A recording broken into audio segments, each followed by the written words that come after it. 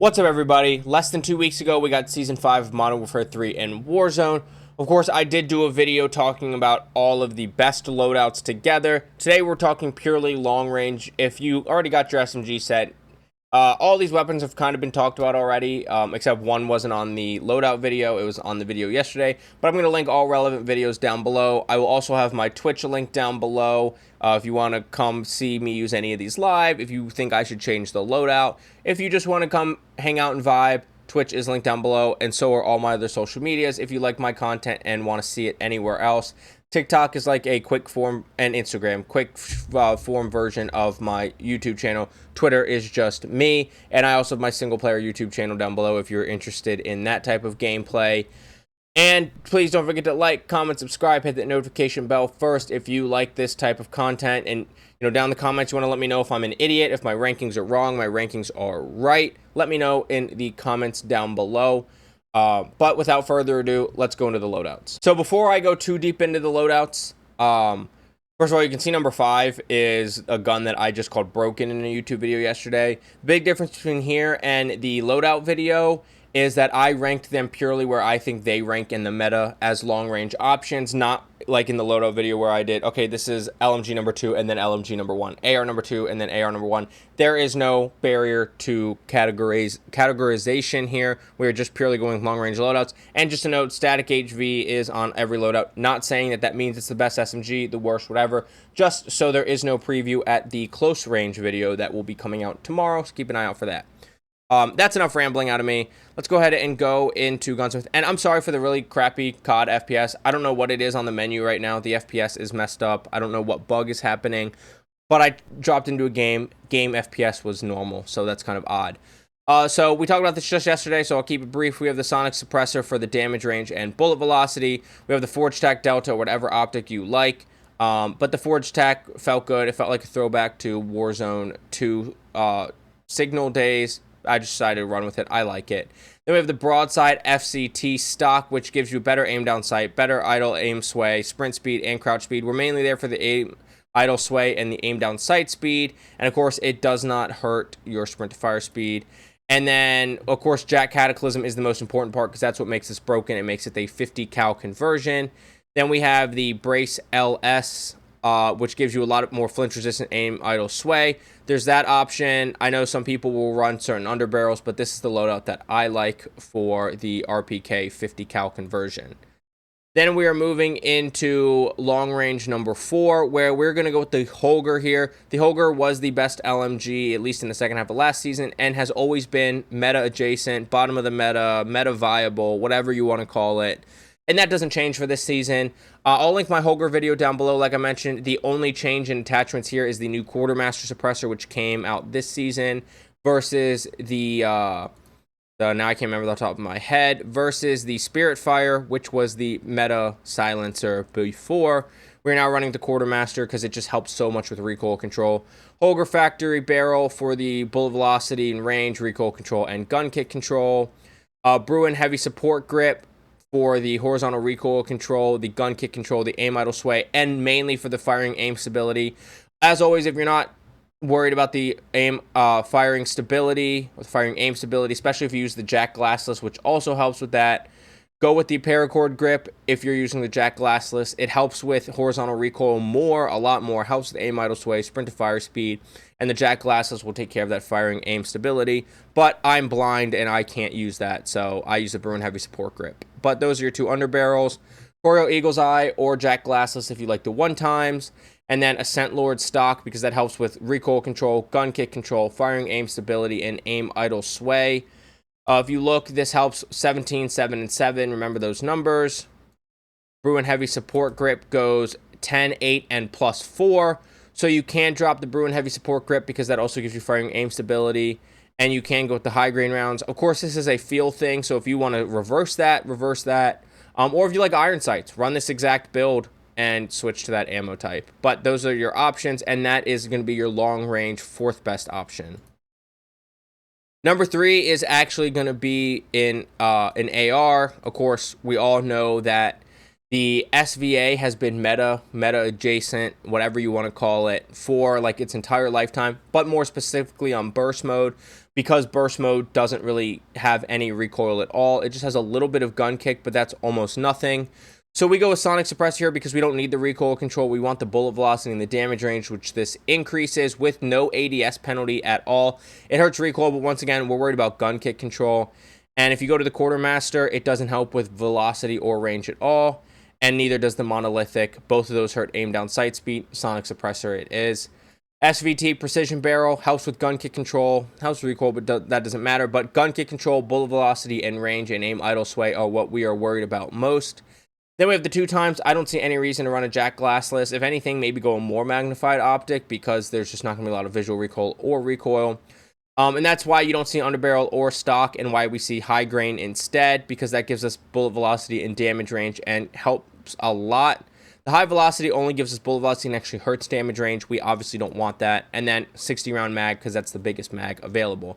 Unlike the LMGs where you don't have a mag, and the RPK kit where that's not even an option. Then we are going back to LMGs with long range number 2. While the SVA will fry you quicker in the mid range, nothing besides the RPK conversion kit, which does 2-shot, can kill faster at long range. The only reason that the RPK is not at the number 2 or number 1 spot is because the bullet velocity is really low, the fire rate is kind of slow, and it can be difficult to use, where all the other 4 weapons in front of it are very, very easy to use with low recoil, good bullet velocity, and much easier to use. So that's where we have the TAC Eradicator here. We have the Quartermaster Suppressor, just like we did before for the exact same reasons.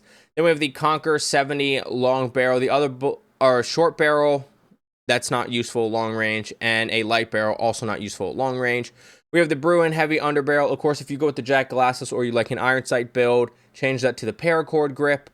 We also have the TAC Verde core stock. The weird thing when you get to the TAC Eradicators, you go to ammo, and oh, they do have high grain. Sorry, I was thinking of the next gun that we are going to cover that's in the number 1 spot. You can, just like the Holger, drop any of, if you like an iron sight build, or you feel more comfortable dropping the underbarrel or more comfortable dropping the stock. Once again, it is going to be a preference thing. If you do drop the underbarrel or the stock, I do recommend going to a jack glassless for that firing aim stability, but you can go to high grain rounds for that if you would like. No other changes need to be made. If you're playing solos, you could consider the 45 round mag because it's plenty of ammo for solos and does greatly help your move speed, ADS speed, sprint to fire speed, and reload quickness. That move speed is a huge benefit because that's where the Holger does beat out the TAC Evolver a little bit, is in that move speed, and you can see it's a great buff overall. 2% move speed, 2% sprint speed, 3% TAC sprint speed, and 16% ADS move speed. So you can go that if you're running solos, but I would just stick with the mag and go with like high grain if you want to change out an attachment. Finally, the number 1 best long range option is going to be the STG. Now, as we talked about in the STG video, the TAC Evolver video, TAC Eradicator rather, this is going to be more aggressive. If you play very passive and long range and you don't want to snipe, and of course this video is completely about not sniping. If you are more passive, you do want to look more into the TAC Eradicator because at long range, nothing's killing faster other than the RPK or sniper. But if you're in the mid-range a lot, you like to close gaps, you like to play aggressive, or you like to play on the smaller maps, nothing is going to be better than the STG. The STG Quartermaster, the whatever 7.92 barrel that I cannot pronounce, the Bruin heavy support grip, the 50 round mag, your choice of optic. Now there is, like I mentioned, did they add them? There's low grain rounds.